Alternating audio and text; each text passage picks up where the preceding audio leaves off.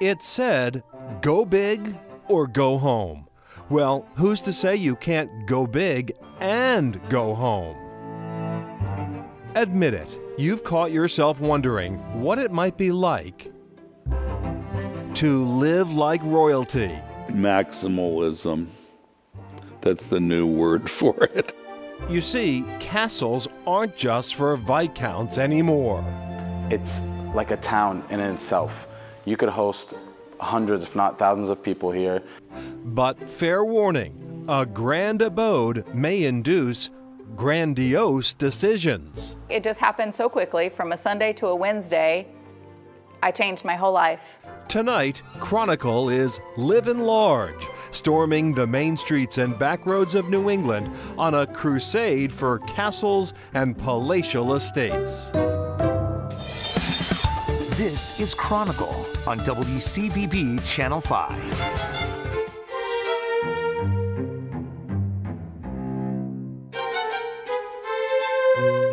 This house was built with vast stretches of open space and hallways and large rooms.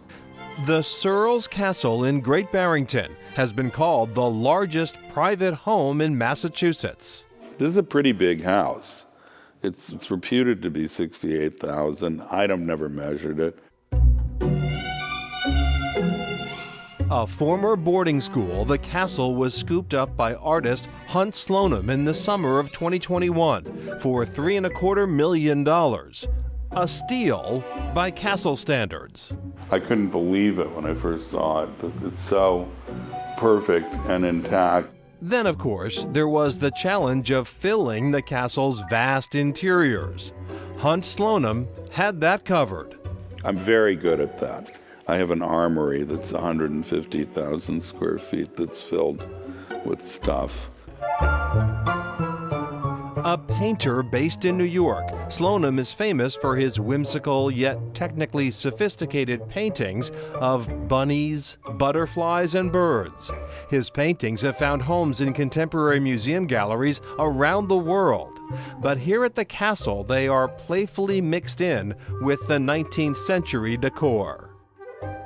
I think it works very well together, and I love living with them both.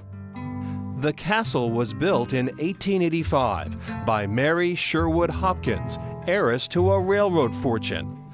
A second marriage to her interior designer, Edward Francis Searles, 20 years her junior, scandalized high society. Who knows? Who can judge these things? It was a different time. Still, being lord of such a manor means having a high tolerance for headaches. You know, we have roof issues. I just redid the porch on the back. We're working on the wall outside, and we don't have a state-of-the-art kitchen or an elevator yet. In fact, when Slonim recently hosted an event at the castle, he had to call for reinforcements. His castle is short on thrones. And we had to get porta potties. I have one flushing toilet on the first floor, and I don't want more. I mean, that's fine with me. I'm not a perfectionist.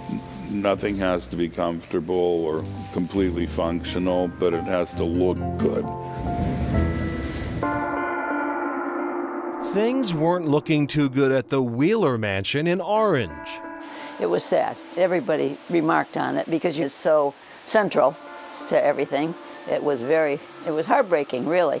The Grand Estate right on Main Street, the flagship property in the town of Orange, had suffered years of neglect, a forlorn symbol of a town's better days. We were fearing the worst, that it would probably be torn down. And then all of a sudden, out of nowhere, we're like, somebody's mowing the lawn, somebody's cleaning up the outside, somebody's taking interest in this big, beautiful home that we all love. Who was the new owner? Well, the answer can be traced back to a call Cynthia Butler got a few weeks earlier out in sunny Southern California. And I answered the phone. I was like, hey. He's like, Miss Butler, you own a mansion in Massachusetts. And I was like, oh my goodness. A little bit more on that phone call coming up a bit later. And back to Hunt Slonim in his castle. It's actually not his only grand abode. He collects historical homes, and currently he has 5 others, including 3 antebellum estates down in Louisiana. He says, you know, renovating, decorating these massive properties is sort of therapy for him from the hustle and bustle of the art world, which is where he spends most of his life and makes his living. He is a character indeed. All right, next, bringing a local treasure back to life.